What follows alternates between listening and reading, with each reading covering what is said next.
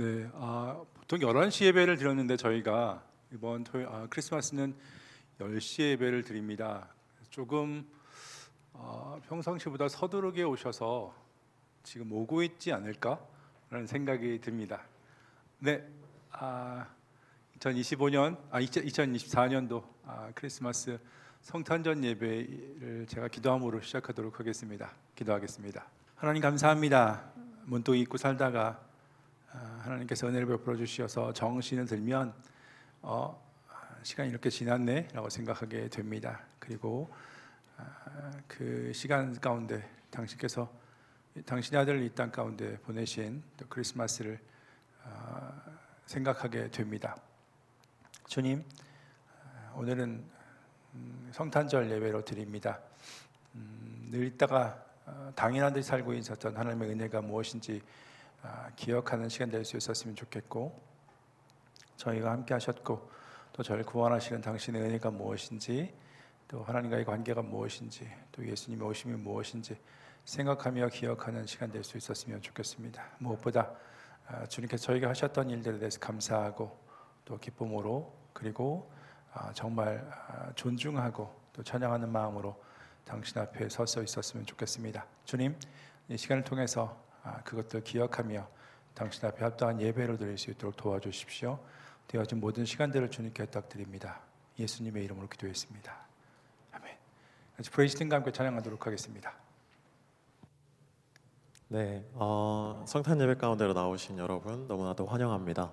저희 좌우를 둘러보면서 이렇게 인사할까요? 메리 크리스마스. 메리 크리스마스. 네, 기쁨으로 또 찬양함으로 나아가겠습니다.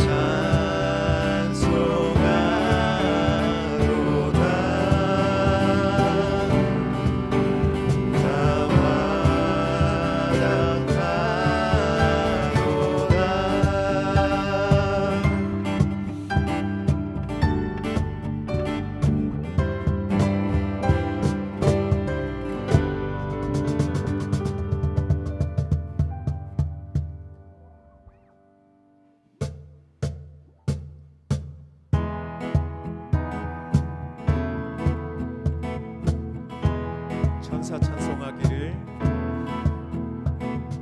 천사 찬송하기를 거룩하신 구주께 영광 돌려보내세 구주 오늘 나셨네 크고 작은 나라들 기뻐와 답하여라 영광 받을 왕의 왕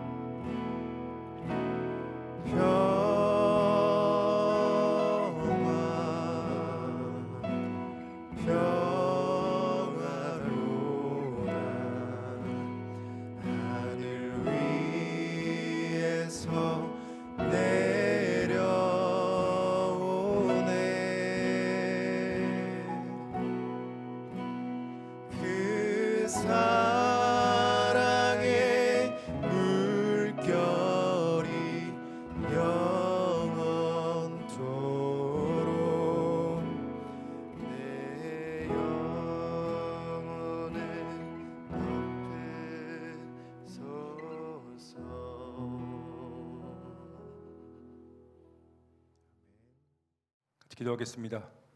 아무도 알아보지 않았지만 그러나 하나님, 당신께서 소수의 사람들에게 당신의 아들 예수 메시아의 탄생을 알리셨고 또 하늘의 천군과 천사를 통해서 그 영광스러움을 드러내셨습니다. 주님, 세상은 여전히 자기 삶으로 살고 또 자기 욕심대로 삽니다. 그러나 하나님, 당신의 은혜를 따라서 구원의 일을 시작하신 것, 그의 시작되는 성탄을 기념하며 같이 저희가 예배를 드립니다.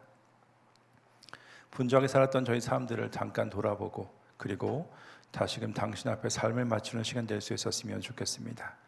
이 예배가 그 시작점, 또 다른 디딤돌이 되었으면 좋겠고 또 되어지는 저희 삶이 하나님 앞에 살아가는 삶이 될 수 있었으면 좋겠습니다.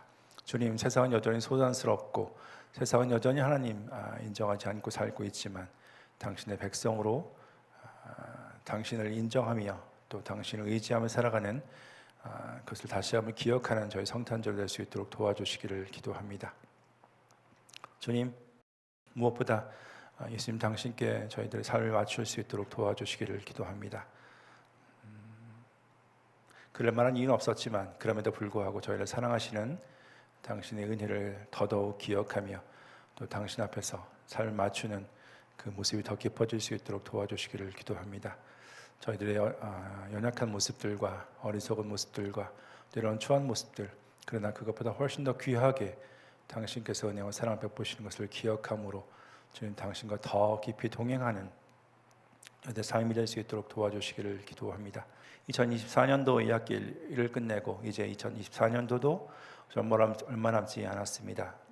주님, 그러나 계속되는 시간들을 하는 당신 앞에 살아갈 수 있는 지혜를 주시고 그리고 당신의 사랑과 은혜 앞에서 바르게 살아갈 수 있는 당신의 백성들이 될 수 있도록 도우시기를 기도합니다. 지금 되어지는 시간들 특별히 말씀 가운데 주께서 함께 하셔서 주님의 이 땅에 오심의 의미들을 기억하며 우리가 어떻게 살아야 되는지를 다시 한번 확인하는 그런 시간 될 수 있도록 도우시기를 기도합니다. 예수님의 이름으로 기도했습니다. 아멘. 잠깐 옆 사람 잘 주시겠습니까? 메리 크리스마스라고. 사실 제가 이런 멘트 잘 못 날립니다. 뭐 저를 아시는 분은 아시겠지만 제가 앞에서 사랑하는 성도 여러분이라고 말을 못합니다. 그렇게 제가 이렇게 말을 잘 못하고요. 그리고 옆에 사람한테 사랑합니다라고 얘기를 해보십시오라고도 제가 그런 얘기를 해본 적이 별로 없습니다. 오늘 크리스마스니까 제가 아니라 저희 주님이신 예수님이 이 땅에 오신 것을 기념하는 날이니까 다시 한번 하겠습니다. 메리 크리스마스. 네, 특별한 광고는 없고요. 그 한 가지, 지난번에 1월 9일하고 16일 날 저희 교목실에서 주관하는 구약성경 맥잡기 성경 연구 프로그램을 연구하는 성경 공부하는 그런 시간들을 저희가 이제 받았는데요. 저희가 16일 날로 결정을 했습니다. 1월 16일 날로. 그래서 서울 성경신학대학원대학교에 있는 장성 교수님이 오셔서 구약학 교수님이신데요. 그래서 성경을 어떻게 접근하면 좋을까에 대한 이야기로 강의를 하시고 실제 각 텍스트를 가지고 예를 들어서 모세오경의 한 부분을 가지고 모세오경은 이렇게 접근하면 좋겠습니다라고 이그젬플을 보여주시고요. 그다음에 역사서는 한 텍스트를 가지고 역사서는 이렇게 접근하는 것, 또 시가서나 선지서, 또 예언서는 이렇게 접근할 수도 있습니다라고 각각의 샘플을 가지고 강의하는 그런 형식으로 진행을 하려고 합니다. 그래서 구약 성경은 저희가 좀 낯설잖아요. 시작을 많이 받았지만, 그래서 이번 기회에 구약 성경을 조금 이렇게 공부할 수도 있구나라고 배울 수 있는 기회가 될 수 있었으면 좋겠습니다. 계절학기가 끝나서 집에 갈 학생들이 좀 많이 있을 것 같긴 하지만 그럼에도 불구하고 교목실에서 좋은 기회를 열었습니다. 1월 16일 아침부터 시작해서 하루 종일 이렇게 강의를 듣는, 세미나를 듣는 그런 시간이 있습니다. 기억하시고 많이 참여해 주셨으면 좋겠고요. 저희가 줌도 같이 오픈을 하려고 합니다. 그래서 혹시나 물리적으로 여기 올 수 없으면 줌을 같이 참여할 수 있었으면 좋겠습니다. 네, 오늘 말씀을 같이 볼까요? 오늘 말씀은 요한복음 1장 1에서 18절입니다. 조금 긴데요. 저하고 여러분하고 같이 그래서 교독해서 보았으면 좋겠습니다. 요한복음 1장 1에서 18절입니다. 제가 한 절 읽고 여러분이 한 절 읽고 그렇게 같이 교독해서 보도록 하겠습니다. 제가 먼저 읽겠습니다. 태초에 말씀이 계시니라. 이 말씀이 하나님과 함께 계셨으니 이 말씀은 곧 하나님이시니라. 만물이 그로 말미암아 지은 바 되었으니 지은 것이 하나도 그가 없이는 된 것이 없느니라. 빛이 어둠에 비치되 어둠에 깨닫지 못하더라.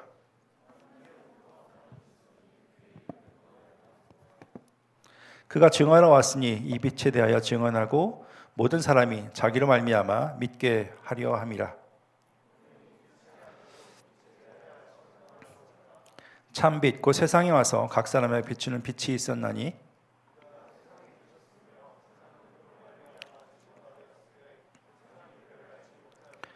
자기 땅에 오매 자기 백성이 영접하지 아니하였으나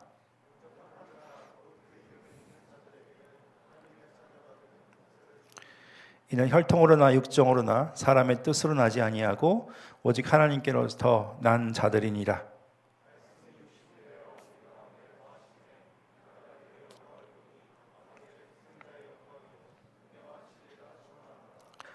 요한이 그에 대하여 증언하여 외쳐 이르되 내가 전에 말하기를 내 뒤에 오시는 이가 나보다 앞선 것은 나보다 먼저 계심이라 한 것이 이 사람을 가리킴이라 하니라. 율법은 모세로 말미암아 주어진 것이요 은혜와 진리는 예수 그리스도로 말미암아 온 것이라.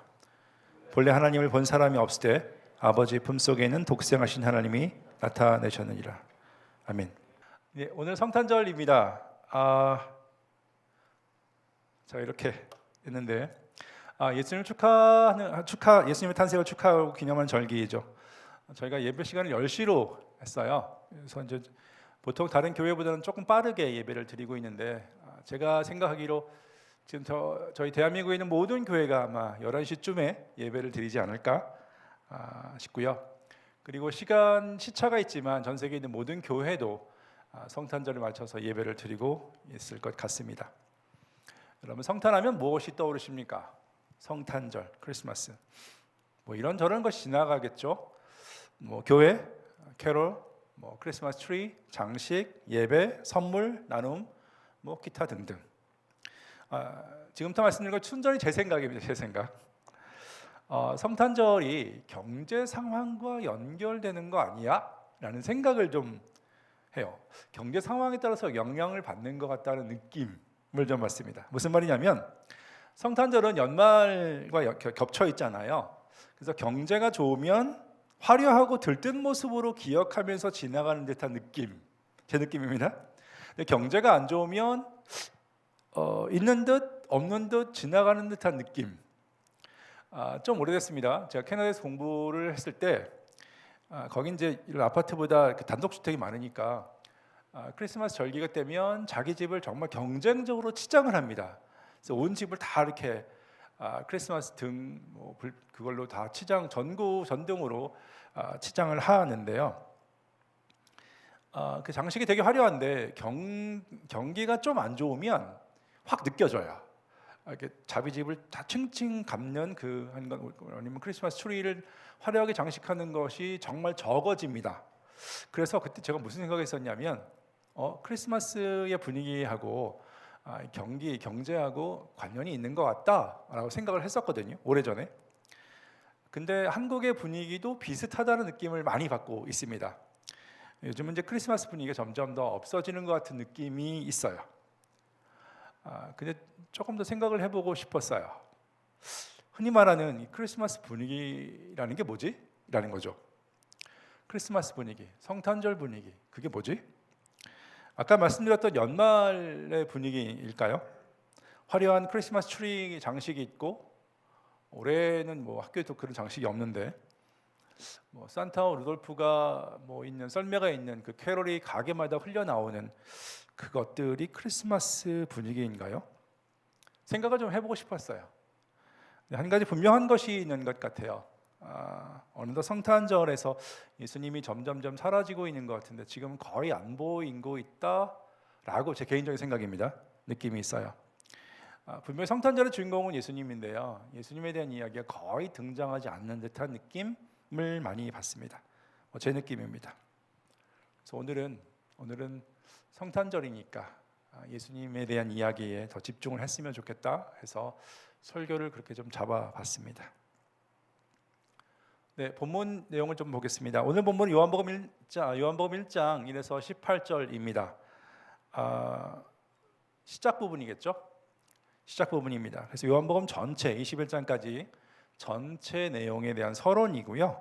그리고 독자들에게 어떤 내용이 진행될 것이다라는 것을 서론이니까 쭉 깔아두고 또 그 독자들로 하여금 이후에 진행되는 내용에 대해서 짐작하게 하는 그런 역할을 하고 있는 거예요. 그게 세 부분으로 구분할 수 있을 것 같습니다. 오늘 본문은 첫 번째 부분은 예수님의 선자성이라고 얘기하죠. 그러니까 창조 전에 계셨던 원래 성부 하나님과 함께 하셨던 예수님에 대한 이야기를 하고요. 두 번째 부분 5절에서 13절까지인데 성육신 과정 그리고 예수님을 증거하는 사람과 또 그 증거에 대한 또 예수님에 대한 두 사람들의 반응에 대한 이야기가 담겨 있고요. 그 다음에 세 번째는 예수님의 성육신의 의미에 대한 이야기로 구분할 수 있을 것 같습니다. 잠깐 소개해드리겠습니다. 길게 강의할 생각은 없고요. 첫 번째 부분은 이겁니다. 예수님이 창조 이전에 계셨던 하나님이셨다는 것을 이야기하는 거죠. 태초라고 얘기하는 여기 태초는요, 그 창세기 1장 1절에 나오는 그 물질 세계를 시작했었던 그 시점보다 전이에요. 그래서 이 세상이 만들어지기 전에 말씀이신 하나님, 성자 예수님이 계셨다라는 얘기를 하고요. 그분이 창조 과정에 함께하셨고 또 창조주, 성부 하나님과 함께한 창조주다라는 이야기를 4절까지 합니다. 5절부터는 아까 말씀드린 것처럼 그 예수님, 원래 계셨던 그 예수님이 이제 사람 몸을 빌어서 이 땅에 오신 이야기, 그리고 그것을 증거한 요한에 대한 이야기, 그리고 사람들의 반응에 대한 이야기를 합니다. 자, 기본적으로 빛이 있었어요. 빛이 있었고 사람이 그 빛에 반응하지 않았다라는 이야기를 하면서 그 증거자 요한에 대한 이야기를 하죠. 그리고 예수님이 오셨어요. 그럼에도 불구하고 사람들의 반응이 나눠집니다. 두 가지로. 맨 첫 번째로 얘기하는 게 부정적인 반응이에요. 자기 백성에게 오셨습니다. 왕으로 오셨다라는 얘기예요. 그리고 빛으로 오셨는데 사람들이 그것을 알지 않고 또 인정하지 않았다라는 굉장히 부정적인 반응을 먼저 이야기합니다. 그리고 12절에서 13절에서는 소수지만 그 예수님에 대해서 긍정적으로 반응한 사람에 대한 이야기를 합니다. 그래서 예수님을 믿으면 하나님의 자녀가 되는 권세를 주셨다라는 이야기를 하는 것이죠. 세 번째 부분은요, 그 성육신의 의미가 무엇이냐라는 것을 설명하는 것으로 볼 수 있습니다. 14절 보시면 그 예수님은 아버지의 아들 독생자의 영광인데 은혜와 진리라고 이야기합니다. 그러니까 보이지 않는 하나님을 드러내시는 존재로서 예수님을 소개하고 싶은 겁니다. 은혜와 진리라는 것이 굉장히 중요한데요. 이 은혜와 진리를 이야기하기 위해서는 구약 성경에서 정말 많이 나오는 하나님과 사람 사이의 관계성에 대한 이야기를 생각해야 됩니다. 언약 관계라고 얘기를 하는데요.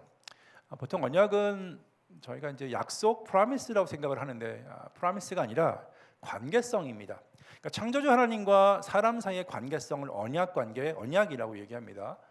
특별한 관계를, 계약 관계를 맺으면 이 둘이 의무가 생겨요. 하나님께도 의무가 생기고 사람에게도 의무가 생깁니다. 남편과 아내의, 제가 많이 말씀을 드렸지만 남편과 아내의 관계로 생각하시면 됩니다. 서로 결혼을 하면 남편으로서의 의무가 있고 또 아내로서의 의무가 있죠. 남편은 다른 여자 만나면 안 되고 또 아내만 사랑해야 되고, 아내도 마찬가지입니다. 다른 여자와 불륜하면 안 되고 다른 남자 불륜하면 안 되고 자기 남편만 사랑하는, 이거 의무가 있는 것처럼 하나님과 사람 사이에 특별한 계약 관계를 맺으면 의무가 생깁니다. 그래서 하나님은 그 계약 관계를 맺은 그 사람들을 사랑해야 돼요. 하세드라고 표현하는데요. 언약 백성을 향한 변함없는 사랑, 이거입니다. 그런데 저희가 하나님은 사랑이다라고 얘기하는 그 사랑이 이제 여기에서 나오는 것입니다. 하세드라는 것이고요. 그다음에 또 다른 의무가 뭐냐면 그 언약 관계를 이분이 먼저 깨지 않아야 됩니다. 신실하게 그 관계를 유지하는 것, 그것을 에메트 에무나라고 히브리어에서 표현하는데요. 신실함이라고 얘기할 수도 있을 것 같아요. 자, 오늘 요한복음에서 얘기하는 은혜와 진리가 이 하나님의 그 두 가지 의무를 설명하는 것입니다. 은혜는 사랑이라고 번역해도 괜찮을 것 같아요. 자기 백성을 향한 변함없는 사랑, 이것이 은혜로 표현되고요. 진리라는 표현인데 이게 이제 그 히브리어 구약 성경의 에무나 에메트 하나님의 신실함을 이렇게 번역을 했어요. 진리, 어떤 이제 지식이라는 차원이 아니라 관계성에서의 신실함을 생각하시면 되겠습니다. 이런 거죠. 자기 백성을 향한 변함없는 사랑, 그리고 자기 백성과의 그 관계에서의 신실함이 예수님을 통해서 온전하게 드러났다, 계시되었다라고 설명할 수 있다는 것입니다. 처음부터 예수님은 요한복음은 예수님의 성육신을 이렇게 이야기하죠. 사람을 향한 하나님의 어떠하심을 그대로 보여주는 완전한 계시자로서의 모습을 예수님으로 소개하고 싶은 겁니다. 하나님의 사랑, 또 하나님의 신실함. 그래서 1장 18절은 이렇게 얘기하죠. 원래 하나님은 보이지 않는 분이지만 그러나 보이지 않는 그분을 드러내시는 분, 그것이 예수 메시아 성육신이다라고 얘기를 합니다. 이런 계시자, 드러내는 분이 필요한 이유가 있죠. 창조주 하나님이 보이지 않는다는 겁니다. 제가 생각하기에 기독교에서 가장 큰 문제인 것 같아요. 예를 들어서 저희 전도할 때 야, 하나님 살아계셔 라고 얘기할 때 봐봐, 옆에서 하나님이 왜? 딱 그러시면 전도 끝. 그렇죠? 이건 100% 전도됩니다. 근데 하나님이 살아계셔 어디? 하면 얘기할 수가 없어요. 기본적으로 기독교에서 가장 큰 문제가 뭐냐면 하나님, 창조주 하나님이 안 보인다라는 문제입니다.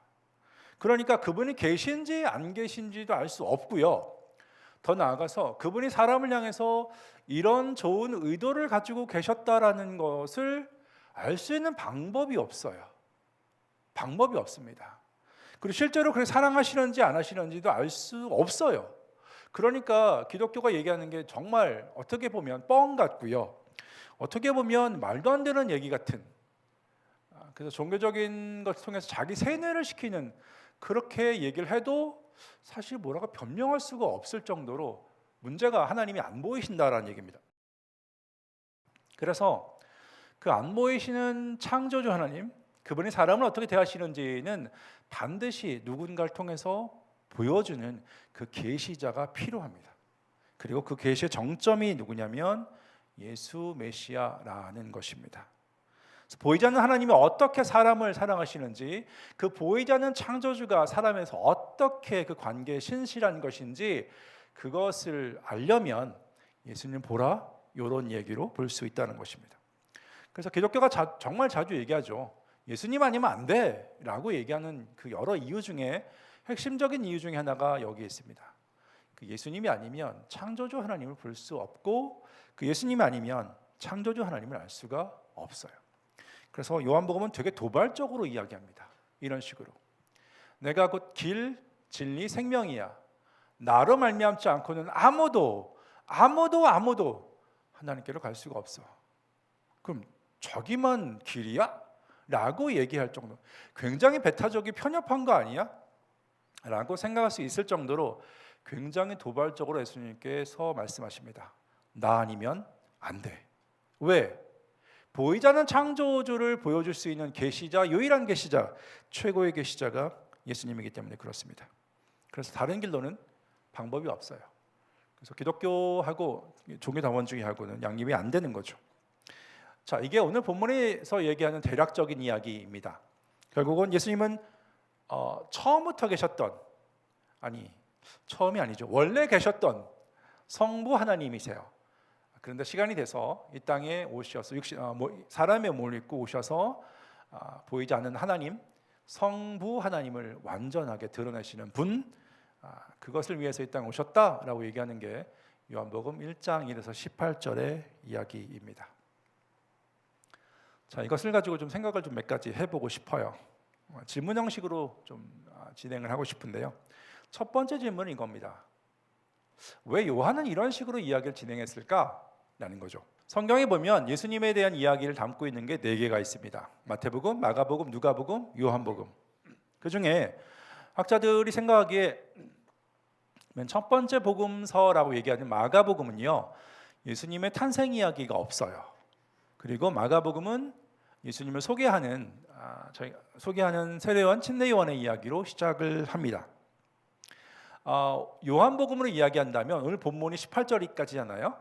19절부터는 그 요한이 예수님을 소개하는 이야기가 등장합니다.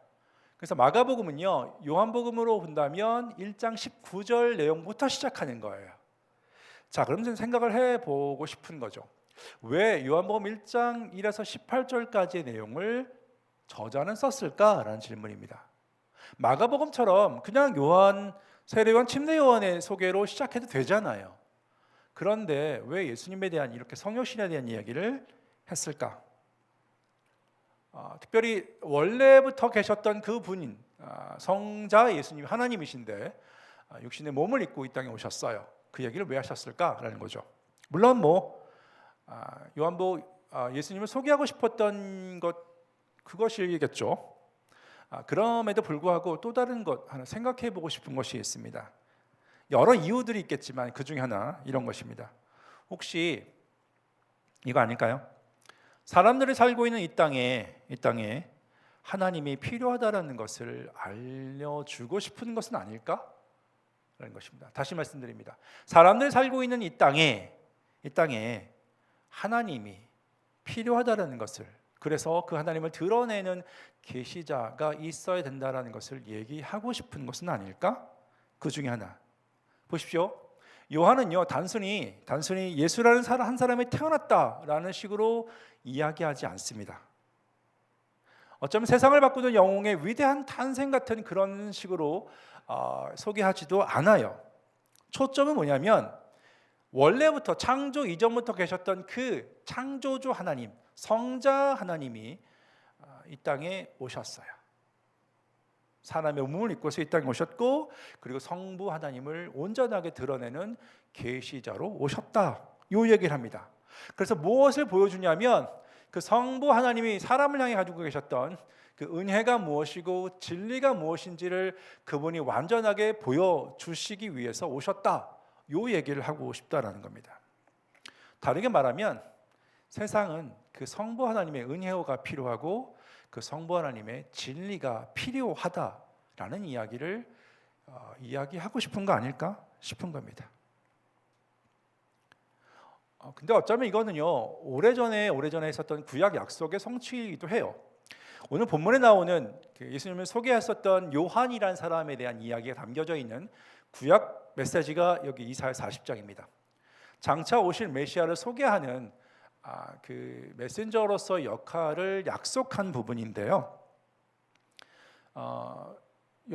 이사야서 40장 1에서 11절까지인데, 자, 이것의 핵심이 뭐냐면 뒷부분에 있는 하나님이 올 것이다라는 이야기입니다. 물론 하나님이 보이는 가시적인 형태로 직접 오시는 건 아닙니다. 그러나 그 분이, 야훼 하나님이, 성부 하나님이 이 땅에 오실 것이다라는 이야기를 합니다. 그래서 그 오심에 대한 준비에 대한 이야기를 약속하시고 또 이렇게 오래전에 이야기하고 있는 겁니다. 자, 근데 그분의 영광이 나타나시는데요, 그분의 영광이 나타나실 때 제가 집중하고 싶은 것은 이것입니다. 뒷부분에 10절 11절 보시면 강한 자로 임하셔서 세상의 정의를 세우실 것입니다. 그리고 약한 자를 돌보시고 돌보신 사랑의 하나님, 그 강한 자를 세상의 망가짐을 회복시키시는 그 정의의 하나님과 그리고 약자를 사랑하시는 사랑의 하나님, 그분이 임하실 것이다 라고 이야기합니다. 자, 근데 가만히 보시면 이 약속 속에는요, 그 하나님이 필요한 사람들이 들어있어요. 10절과 11절 보시면 강한 자에 대해서 세상의 강한 자에 대해서 하나님께서 심판하시는, 징계하시는 그 상황이 있고요. 그리고 그 강한 자에 대해서 사실은 억압을 당하고 있는 세상의 약자, 그 불공평한 상황이 있어요. 예를 들면 이런 거죠. 앞에서도 보면 고통스럽게 노역하는 그리고 죄를 향해서 징계를 받는 상황이 있어요. 구체적으로 어떤 것을 지칭하는지는 조금 논란이 좀 있지만 한 가지 확실한 건 이것입니다. 하나님이 필요한 상황입니다.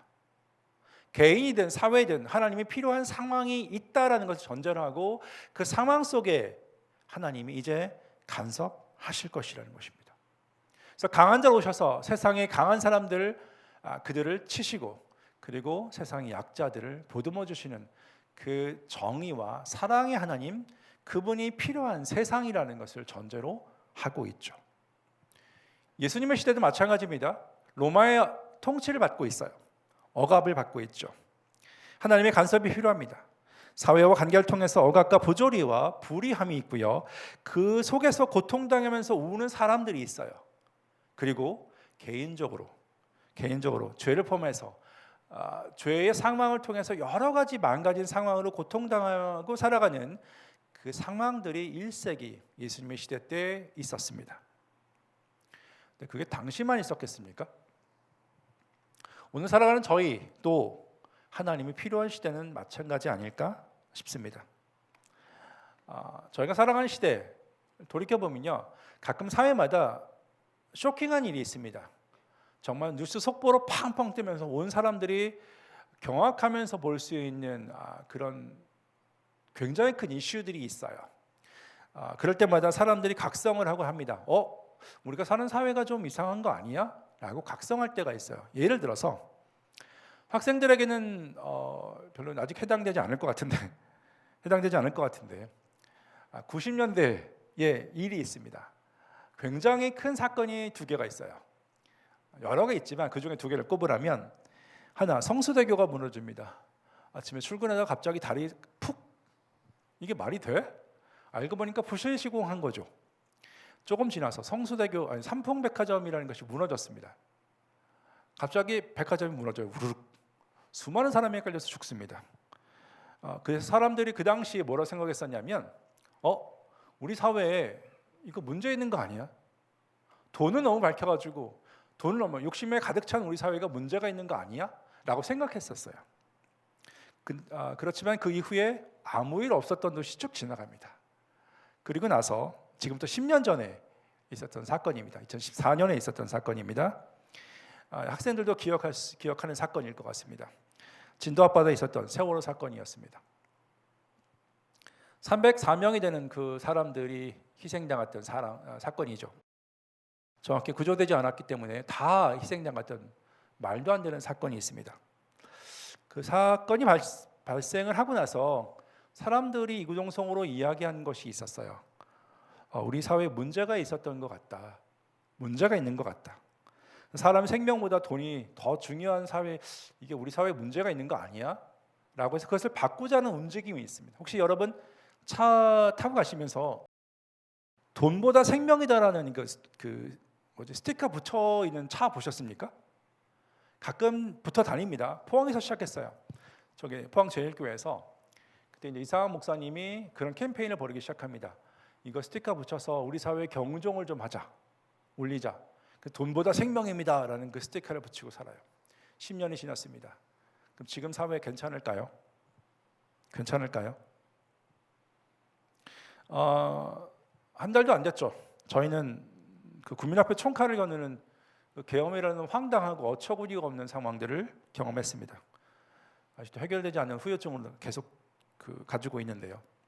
아무튼 우리 사회에 나아지고 있을까요? 제가 얘기하는 건 뭐냐면, 사람들과 사회가 돈이나 자기 이익을 위해서 사람들을 함부로 여기는, 심지어 목숨도 가볍게 생각하는 그런 모습이 바뀌었을까라고 질문을 해보는 겁니다.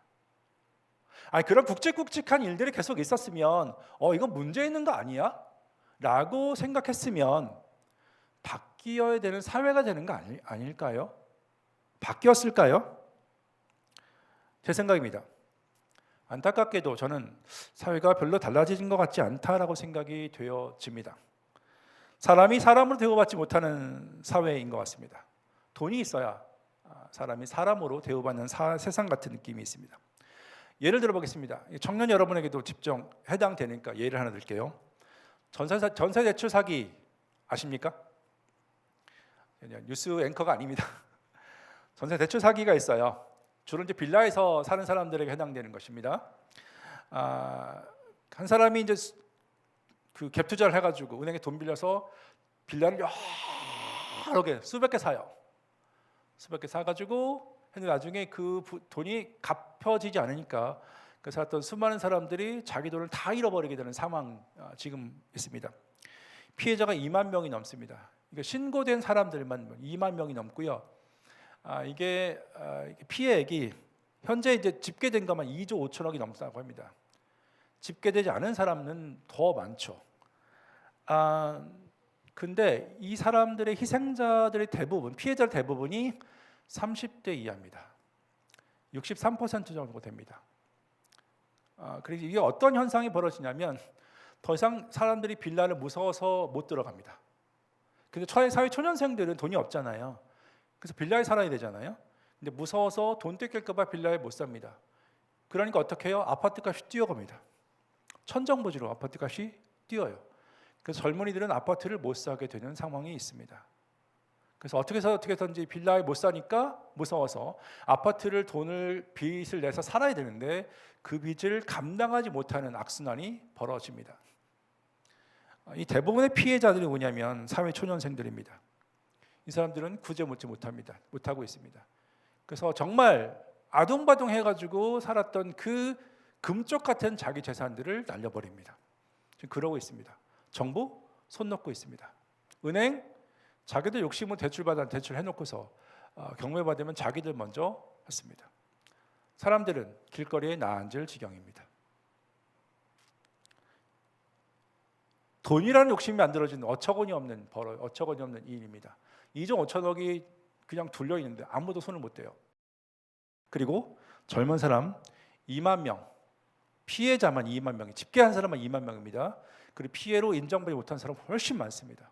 그 사람 이거 경매 넘어가면 다 길거리에 나앉습니다. 보이는 것만 그렇습니다. 보이지 않는 것은 훨씬 많아요. 다 이거 돈이라는 것 때문에 만들어지는 어처구니 없는 욕심으로 만들어진 상황입니다. 이런 상황에도 불구하고 세상은 열정페이, 아프리카 청춘이다, 요즘 그런 말도 들어간 것 같은데요. 그 말로 힘들게 살아가는 젊은이들을 등 떠밀고 있는 야박한 세상입니다. 그런 것 같아요. 위험의 외주와 수많은 비정규직의 목숨이 담보로 푼돈처럼 벌어지는 그것을 통해서 목숨이 날아가는 상황입니다. 정의와 올바름 대신에 편법과 기회주의를 세상을 잘 살아가는 처세술이라고 자신 있게 뻔뻔하게 얘기하는 세상, 우리가 살고 있는 세상인 것 같아요. 기득권 가진 이가 함께 살아간 사람의 그 밑에 있는 사람의 사다리를 쳐버립니다. 그래서 자기는 다 갖고 저 사람은 올라올 수 있는 기회를 막아버리고, 모든 것을 독식하려는 이런 욕심 많은 것이 가득 찬 세상인 것 같습니다. 그 안에서, 그 시스템 안에서 개인은 개인대로 자기들 욕심, 하나님과 상관없이 세상의 소리를 따라서 자기 욕심과 이익을 향해서 아둥바둥 살아가는 것이, 그 정신없는 살아가는 것이 세상인 듯한 느낌이 있습니다. 뉴스를 보면 온통 그런 소리밖에 없어요. 근데 그 속에 살고 있는 사람들이 있습니다. 그 속에서 울고 있는 사람들이 있어요. 그 속에 아픔이, 탄식이, 그리고 힘들어하는 절망의 소리가 있습니다. 겉으로는 웃고 있어요. 그런데 속으로는 가슴 아픔과 한숨을 담아가는 삶이 있습니다. 뉴스 속에 나오는 상황입니다. 제가 지금 말씀드리는 건 뉴스 속에서 그대로 얘기하는 것입니다. 이건 뉴스의 얘기죠. 뉴스 얘기입니다. 그래서 내가 지금 경험하지 않기 때문에 그냥 무심하게 지나갈 수 있는 상황인 것처럼 보여요. 그런데 우리는 개인의 삶도 한계가 있습니다. 늘 기쁜 것만 있지는 않다라는 겁니다. 우리도 반드시 아픔과 슬픔을 경험할 수 있고요. 가슴 답답한 것도, 억울한 일들, 슬픈 일들, 한스러운 소식들을 경험할 수 있어요. 죄로 망가진 세상, 그리고 창조주 하나님보다 자기를 훨씬 더 중요시 여기는 그 세상 속에 살고 있기 때문에 개인의 죄와 사회의 망가진 것들 통해서 같이 경험하는 그 아픔들을 경험할 수 있습니다. 이런 면에서 어쩌면 저희가 살고 있는 세상은요, 메시아 약속이 필요한 이사야 시대나 아니면 예수님께서 말씀하셨던 그 시대나 똑같이 하나님이 필요한 시대가 아닐까 싶습니다. 우리에게도 하나님이 필요합니다. 우리와 세상을 존재하게 하시는 그 창조주 하나님, 여전히 사람에게 은혜와 그리고 신실함을 통해서 신실함을 드러내시기를 원하시는 그 하나님 필요하다는 것입니다. 우리의 억울함을 호소할 그분의 정의가 필요하고 우리의 아픔을 다독거리는 그분의 위로가 필요합니다. 무엇보다 하나님을 거절하고 자기를 중심으로 정말 살아가는 그 죄로 얼룩진 세상에서 하나님과 함께 살아가는 구원의 과정이 오늘 저희 시대에도 필요한 것 같아요. 성경은 분명히 말합니다. 우리 시대에도 우리가 사는 세상에서 하나님이 필요하다고 얘기합니다. 그런데 이상한 것이 있어요. 저는 이상하다는 표현을 하고 싶습니다. 두 가지 이상한 일이 있어요. 한 가지 이겁니다. 사람들이 하나님을 필요 없다고 얘기합니다. 되게 이상해요. 이것도 역시 예나 지금이나 동일합니다. 요한복음에서 예수님의 선제, 그러니까 원래부터 계셨던 예수님을 소개하고 5절부터 예수님의 성육신을 소개합니다. 어떻게 보면 요한복음 전체에서 예수님의 이 땅의 사역을 맨 처음 소개하는 건데요. 첫 번째 소개가 뭐냐면 세상은 예수님 안 좋아했어, 이 얘기입니다. 첫 번째, 예수님은 참빛입니다. 세상의 창조주이시고요. 그리고 세상에서 생명을 주시러 오셨는데 사람들은 그렇게 반응하지 않았다는 것입니다. 흔히 복음서를 보면 저희가 착각을 하고 있죠. 예수님이 기적을 행하시거나 말씀을 가르치시니까 수많은 사람들이 예수님을 따라다녔고 예수님에게 긍정적인 반응을 했다. 아니요, 그렇지 않습니다. 요한복음은 맨 첫 번째 메시지가 뭐냐면 사람들은 예수님을 따르지 않았다는 것입니다. 맨 첫 번째로 얘기합니다. 그리고 11절에서 영접하지도 않고요. 그리고 받아들이지 않았다는 얘기를 깔고 있습니다. 그리고 그 뒤에 얘기 보면 예수님을 부인한, 거절한 이야기가 가득 차 있어요. 저희는 그 끝을 알고 있죠. 그 끝은 예수님의 십자가의 죽음입니다. 근데 가만히 보십시오. 아까 제가 읽었죠. 요한복음 1장 1에서 4절 보면 예수님은 원래 계신 하나님이세요. 그리고 창조주이십니다. 세상의 빛이십니다. 그리고 보이지 않는 성부 하나님을 드러내시는, 은혜와 진리를 드러내시는 분입니다. 그러면 세상은 그렇게 그분을 없이 여기면 안 되는 거 아니에요? 아니, 받아들여야 되는 거 아닌가요? 세상은 그렇지 않아요. 세상은 그분을 필요하지 않습니다. 아까 말씀드린 것처럼 우리 개인의 삶과 우리가 사는 세상은 분명히 하나님의 정의와 하나님의 사랑이 필요합니다. 부조리와 불의가 많고 탐욕과 이기주의가 판치고 웃음보다는 아픔이, 슬픔이 훨씬 많은 세상인 것 같아요. 그리고 그 속에서 개인은 개인대로 자기를 중심으로 한 그 죄의 모습을 그냥 보여주고 살아가면서 분명히 창조주의 정의와 창조주의 사랑이 필요할 것 같은데, 그분의 신실함과 그분의 은혜가 필요할 것 같은데 세상과 개인은 하나님을 거절합니다. 심지어 아파서 울고 있음에도 불구하고 하나님은 거절합니다. 인간적인 도움은 충분히 받습니다. 그래서 인간적인 그 도움의 쪽지와 그리고 인간적인 화한, 꽃다발은 받습니다. 위로 격려는 받습니다. 그러나 하나님은 완강히 거절합니다. 철저하게 인간의 위로, 도움만 필요하고, 그러나 하나님의 도움은 필요 없다라고 이야기합니다. 되게 이상합니다. 보십시오. 지나온 인간의 역사는요, 인간 스스로의 문제를 해결할 수 없다라는 것을 분명하게 보여줍니다. 아까 말씀드렸잖아요. 저희 시대도 마찬가지입니다. 한 번에 사고가 났어요. 우리 문제가 있는 거야 라고 생각합니다. 바꾸지 않습니다. 10년이 지났어요. 20년이 지났어요. 또 다른 말도 안 되는 사건이 벌어집니다. 문제 바꿔야 되는 거야. 아무런 일이 벌어지지 않고 지나갑니다. 그리고 이것은 역사가 끝날 때까지 지속될 것 같습니다. 인간은 인간 스스로 그 바꾸는 경험이 없어요. 사람들의 아픔과 문제를 해결하는 방법이 없었어요. 지나온 역사가 이야기합니다. 그럼에도 불구하고 하나님은 필요 없대요. 되게 이상해요. 인간 스스로도요, 자기의 한계를 해결할 수 없잖아요. 가장 큰 문제는 죽음을 해결할 수 없는데 그럼에도 불구하고 그것을 해결할 수 있는 하나님의 방법은 완강하게 거절합니다. 당신은 필요 없어 라고 이야기합니다. 아파서 울면서도 불구하고 하나님은 필요 없다라고 이야기합니다. 오만이죠. 심각한 교만인데요. 그래서 제 생각은요, 성탄절에서 예수님이 빠지고 있는 이유, 오히려 산타클로스가 훨씬 선행을 베푸는 산타클로스가 훨씬 더 존중받는 이유, 이거 아닐까요? 하나님 당신 필요 없고 우리는 우리가 필요해 라고 생각하는 인간의 지독한 오만의 표현이 아닐까요? 그래서 하나님은 완강히 거절합니다. 아파도 울어도 슬퍼하도 힘들어도 하나님 당신은 필요 없어 라고 얘기하는 세상, 되게 이상해요. 또 이상한 것이 있습니다.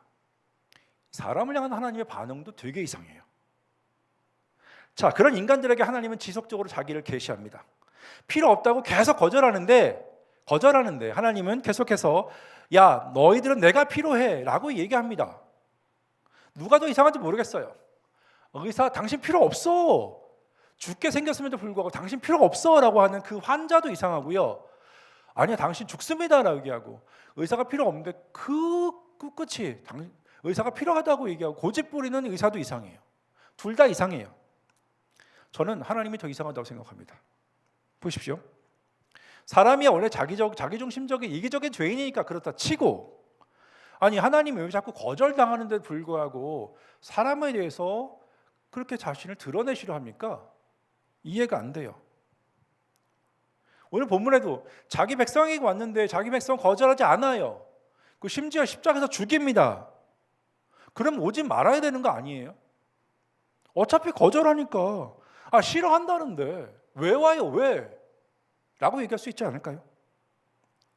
이렇게 말해도 되는지 모르겠습니다. 하나님 바보예요? 바보예요?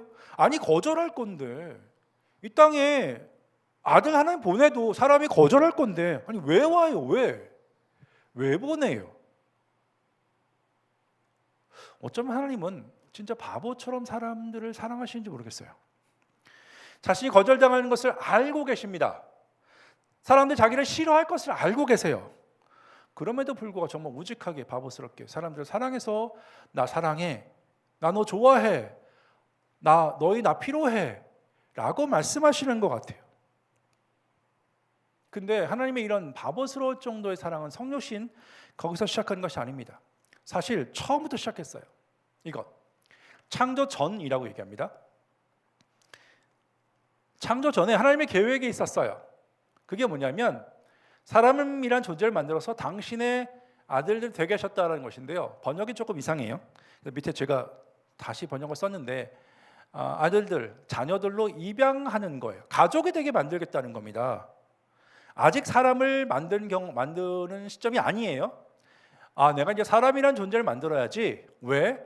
내 가족으로 입양해서 사랑으로 잘 지내야지 라는 계획을 세웠다라는 겁니다. 자, 근데 하나님이 몰랐을까요? 사람이란 놈이 하나님을 거절한다는 것을 몰랐을까요? 아셨을 것 같아요. 사랑은 기본적으로 선택의 자유가 있어야 됩니다. 그래야 인격적인 결정을 해야 진짜 사랑이 되니까. 하나님은 사람에게 선택할 수 있는 자유, 결정권을 주셨습니다. 근데 문제가 뭐냐면 이 사랑을 하기 위해서 선택이 필요한데 선택을 하나님을 선택할 수 있고요, 아니면 자신을 선택할 수 있어요. 그 위험성이 있다는 겁니다. 근데 사람은 하나님 창조주 하나님보다 자기를 사랑하는 것을 더 선택했습니다. 하나님 알고 계셨습니다. 그럼에도 불구하고 사람에게 선택할 수 있는 자유, 그래서 인격적으로 하나님을 결정할 수 있는 자유를 주셨어요. 인간이 뭔데? 아무튼 굉장한 배려입니다. 근데 하나님이 아셨습니다.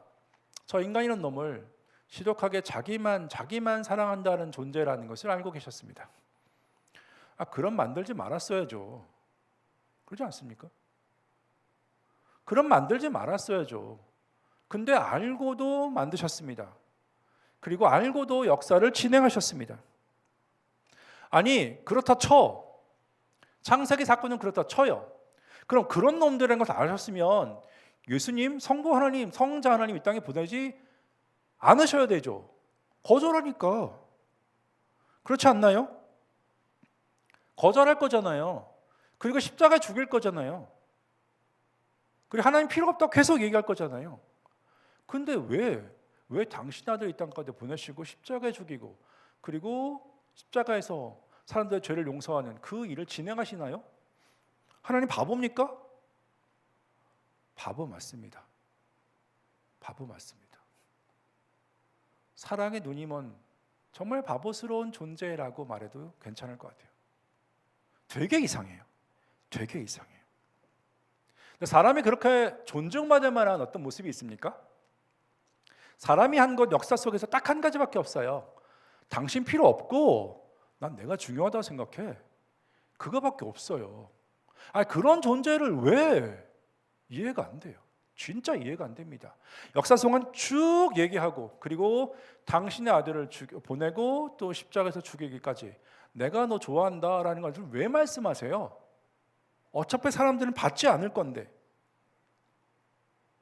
되게 이상해요. 되게 이상해요. 이거에 대한 답이 없어요.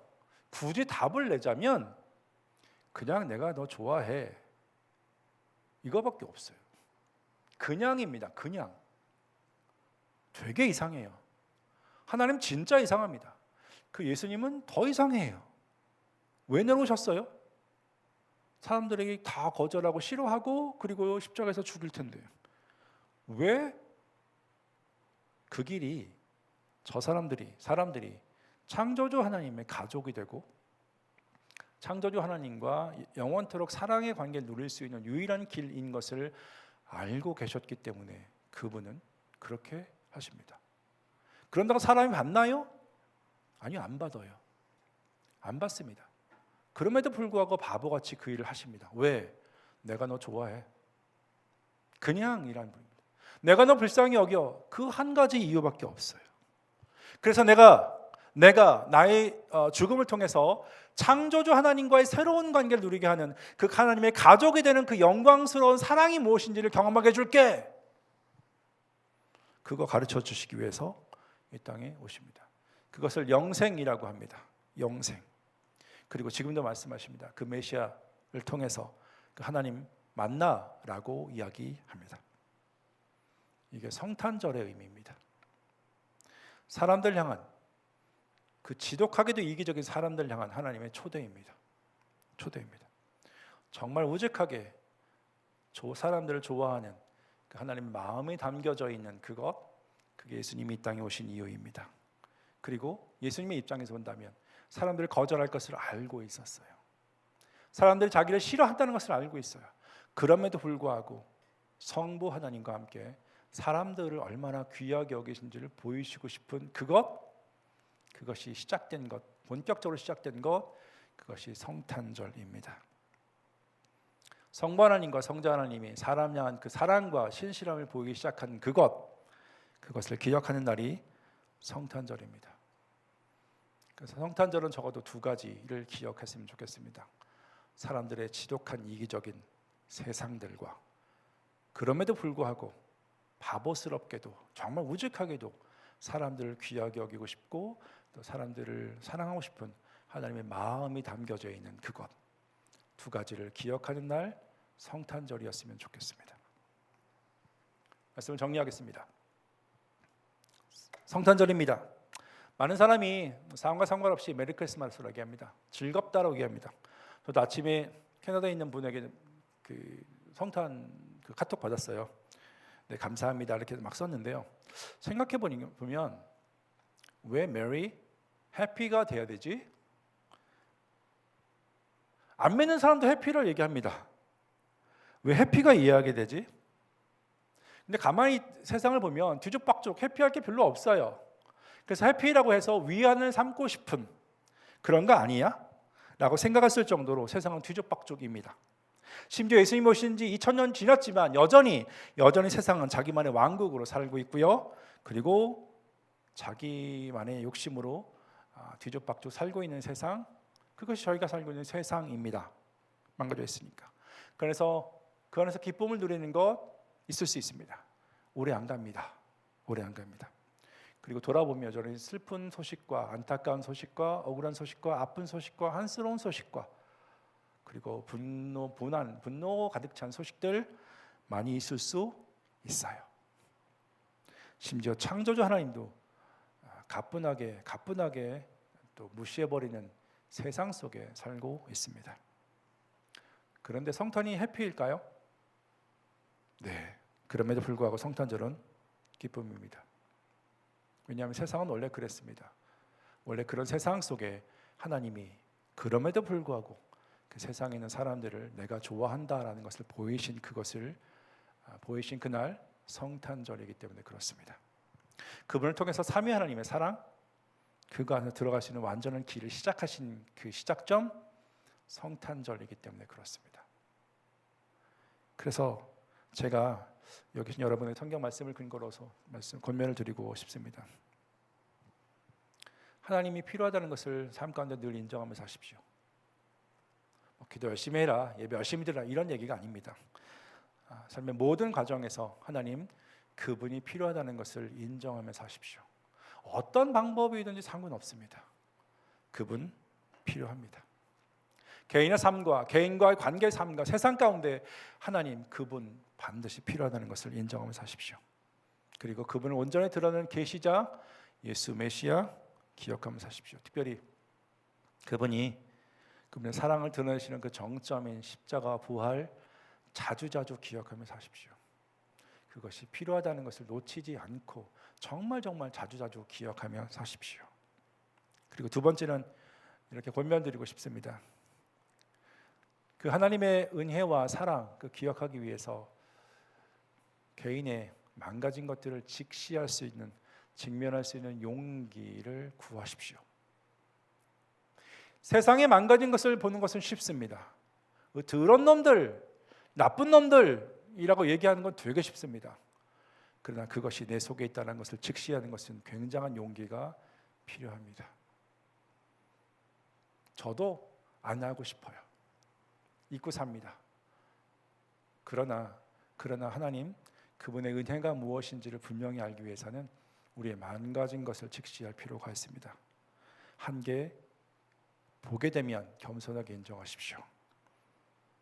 그래야 하나님의 은혜가 무엇인지 저희가 비로소 경험하기 시작합니다. 하나님 당신의 은혜를 제게 허락해 주십시오 라고 기도하기 전에 하나님 제가 저희의 망가진 것들을 볼 수 있는 용기를 주십시오라고 기도하는 것이 맞는 것 같아요. 그래야 그 망가진 것 속에 들어가서 하나님께서 회복하시는 것이 무엇인지를 경험할 수 있습니다. 그 용기를 구하면 좋겠습니다. 그리고 더 나아가서 주변에 망가진 것들을 볼 수 있는 그 넓은 마음도 하나님께 구했으면 좋겠습니다. 그리고 마지막으로 그분의 도우심, 도와달라고 많이 의지하고 사십시오.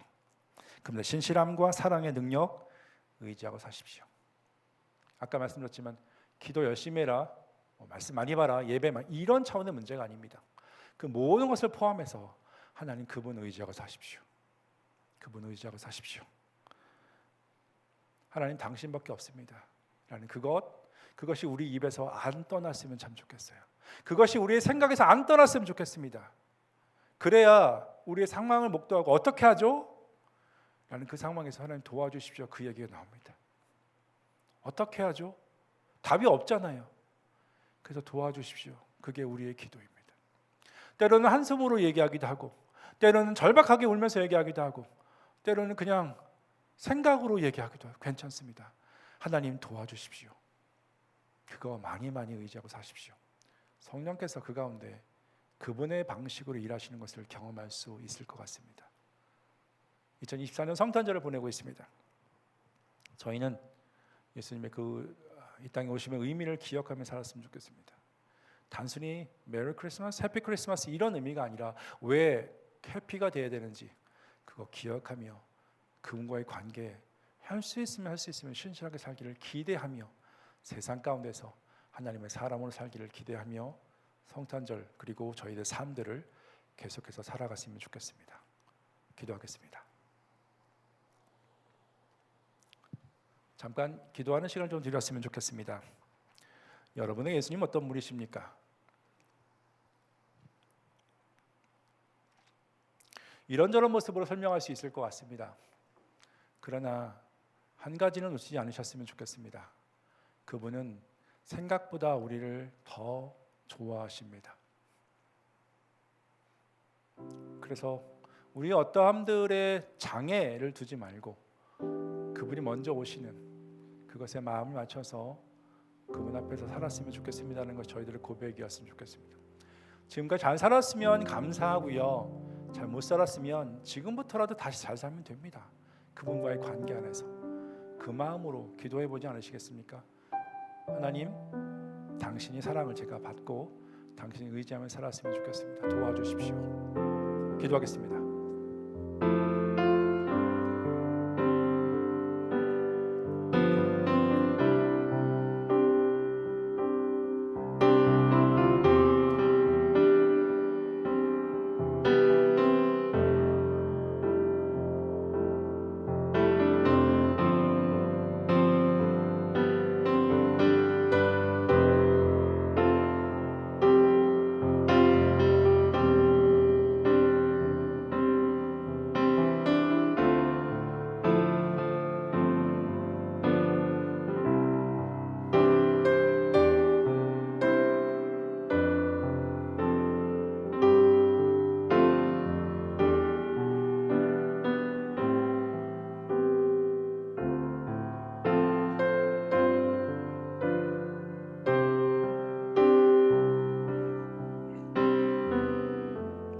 주님,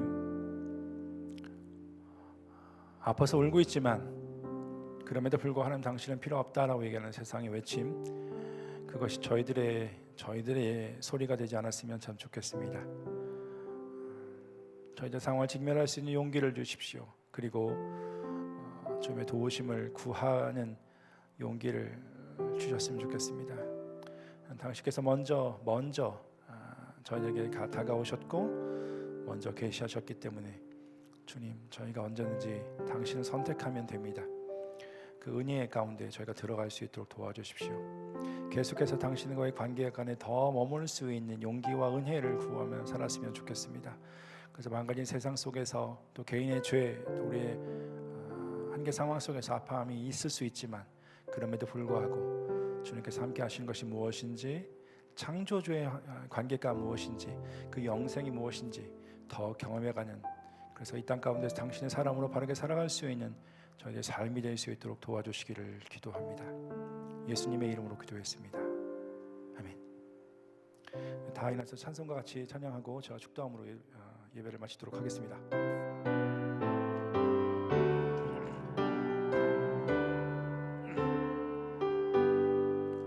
참 반가운 성도여, 다 이리 와서 베들레헴 성 안에 가봅시다.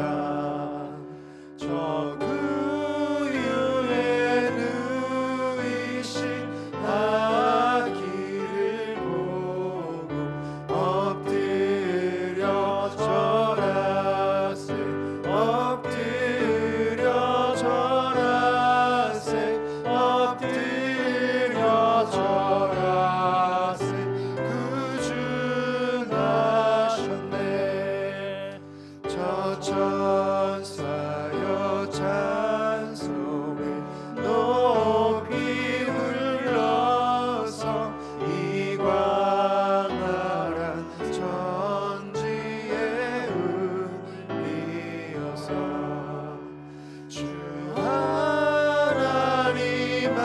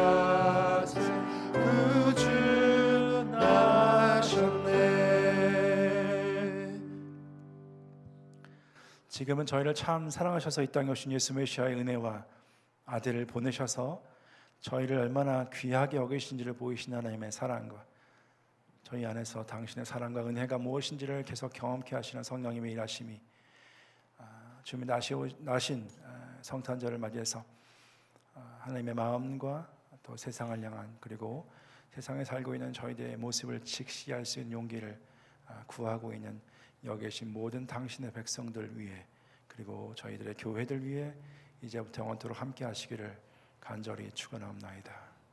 아멘.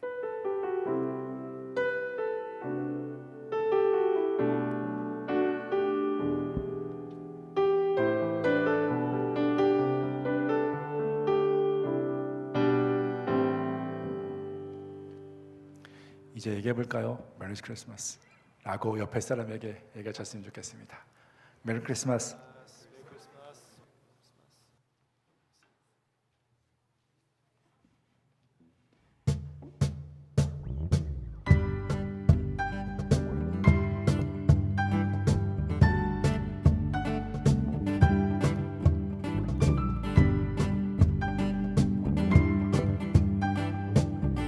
그 맑고 환한 밤중에 맑고 환한 밤 중에 문천사 내려와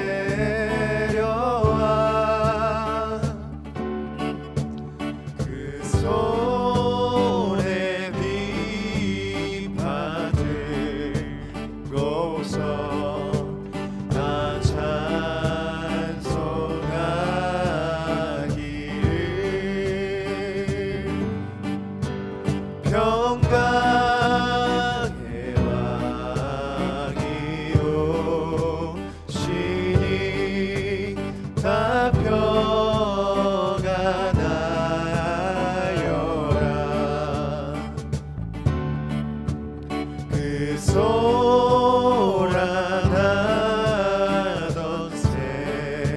세상이 다 고요하도다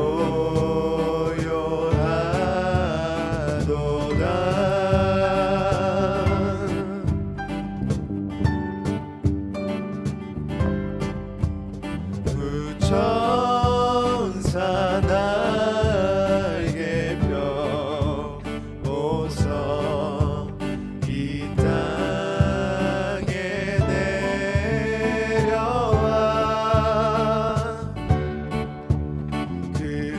그때에 부른 노래가 또다시 들리니